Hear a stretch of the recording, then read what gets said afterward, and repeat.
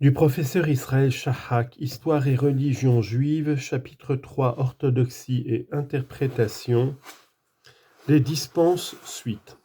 5. Pain au levain et autres produits de fermentation. Il ne faut en manger ni même en avoir chez soi pendant les 7 ou en dehors de Palestine les 8 jours de la Pâque.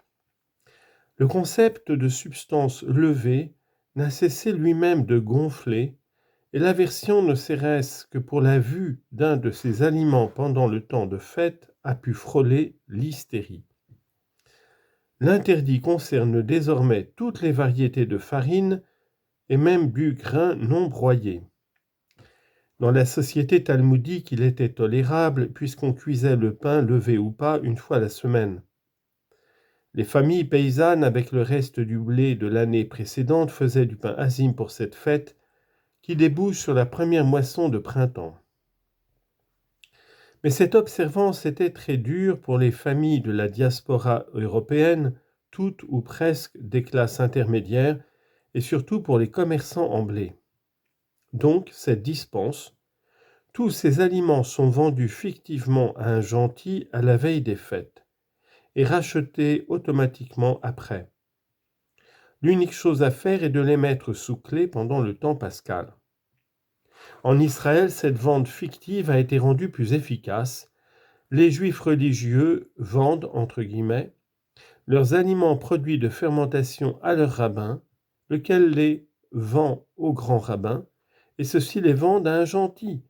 Et par une dispense spéciale, cette vente est censée comprendre aussi les aliments levés des juifs non pratiquants. 6. Le goy du Shabbat. Ce sujet a donné lieu peut-être aux dispenses les plus élaborées.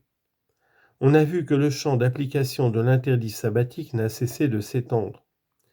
Mais les activités qui doivent être accomplies ou dirigées pour répondre aux nécessités ou augmenter le confort continuent elles aussi de se multiplier, surtout dans les temps modernes, certes, mais les effets de la révolution technique ont commencé depuis longtemps à se faire sentir.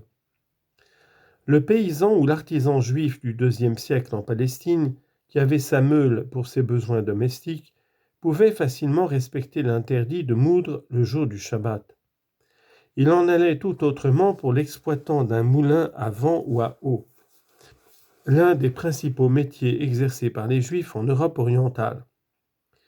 Mais même un problème aussi simplement humain que l'envie de boire une tasse de thé bien chaud le samedi après-midi devient très très dur lorsqu'on a devant ses yeux le samovar tentateur qui sert tous les autres jours de la semaine.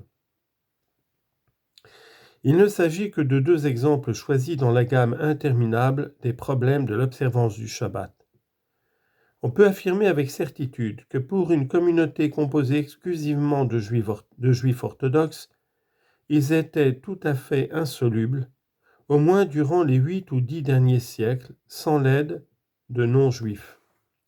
Et ceci est encore plus vrai aujourd'hui dans l'État juif, puisque de nombreux services comme l'eau, le gaz et l'électricité sont concernés par l'interdit. Le judaïsme classique ne pouvait subsister ne fût-ce qu'une semaine entière sans recourir à des non-juifs.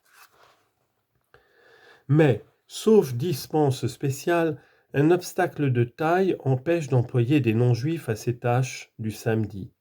Ce serait contrevenir aux règles du Talmud, en effet, que de demander à un gentil d'effectuer le jour du Shabbat toute tâche interdite aux Juifs eux-mêmes. On lit en note. Par exemple, le Talmud défend à tout Juif de profiter le jour du Shabbat de la lumière d'une chandelle allumée par un gentil, à moins que celui-ci ne l'ait allumée pour son propre usage avant l'entrée du Juif dans la pièce. Fin de note. Je décrirai 2 des nombreux types de dispenses utilisés dans ce genre de cas. En premier lieu, la méthode allusive dérivant de la logique casuistique selon laquelle une exigence normalement coupable cesse de l'être si elle est formulée de façon dissimulée.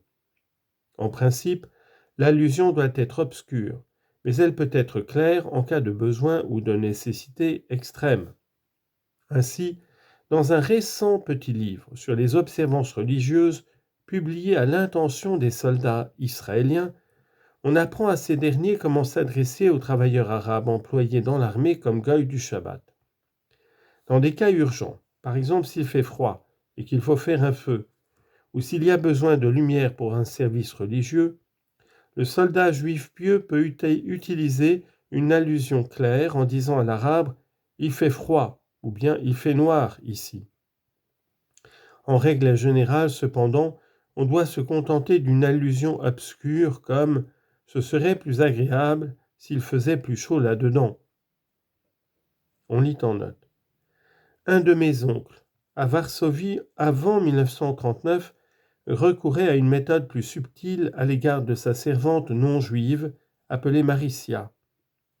En se réveillant de sa sieste du samedi, il disait d'abord d'une voix douce « Que ce serait bien si… » Puis, se mettant à crier, Maricia nous apportait une tasse de thé. Il passait pour un homme très pieux et craignant Dieu. Jamais il n'aurait bu une goutte de lait durant les 6 heures complètes qui suivaient le moment où il avait mangé de la viande. Dans sa cuisine, il avait 2 éviers, l'un pour laver les plats où l'on avait mangé de la viande, l'autre pour les plats ayant contenu des laitages. Fin de note.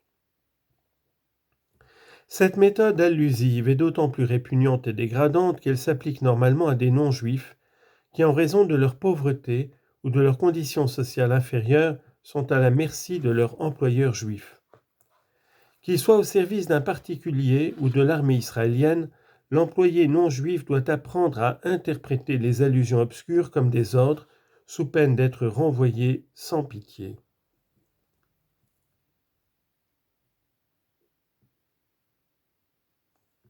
La seconde méthode est utilisée lorsqu'il s'agit de faire accomplir le Shabbat, un travail qui n'est ni une tâche occasionnelle ni un service personnel, auquel on peut faire allusion si le besoin s'en fait sentir, mais une activité régulière ou de routine ne requérant pas d'instruction spéciale.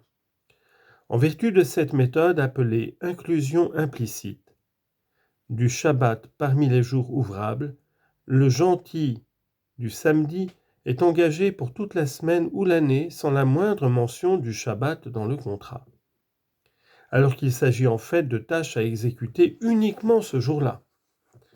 On utilisait cette méthode jadis pour charger un gentil d'éteindre les cierges de la synagogue après la prière de la veille du Shabbat, afin qu'il ne se consume pas inutilement. Comme exemple moderne en Israël, citons le contrôle de la distribution de l'eau ou la surveillance des réservoirs le samedi. On lit en note. Le fait que certaines de ces tâches soient de très bonnes planques, laissant à l'employé 6 jours de congé sur 7, a donné lieu parfois à de regrettables méprises. Dans les années 60, la petite ville de Bnei Brak, près de Tel Aviv, peuplée presque exclusivement de juifs orthodoxes, a été secouée par un horrible scandale. Le goy du Shabbat, que la communauté employait depuis plus de 20 ans pour veiller à la distribution de l'eau tous les samedis, était mort, et l'on avait découvert qu'il n'était pas chrétien, mais juif. Aussitôt, au moment d'engager son successeur, un druze, la ville exigea et obtint de l'administration un document certifiant que le nouvel employé était bien un gentil de pure ascendance non juive. Il paraît, et il est vraisemblable, que les recherches nécessaires furent confiées à la police secrète. Fin de note.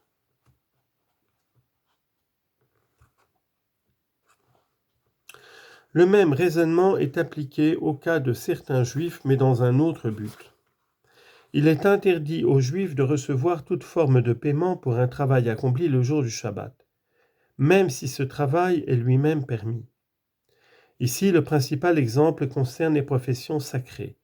Le rabbin ou le docteur talmudiste qui prêche ou enseigne le jour du Shabbat, le chantre qui ne chante que le jour du Shabbat et des autres fêtes religieuses pour lesquelles valent les mêmes interdits, le bedeau et autres.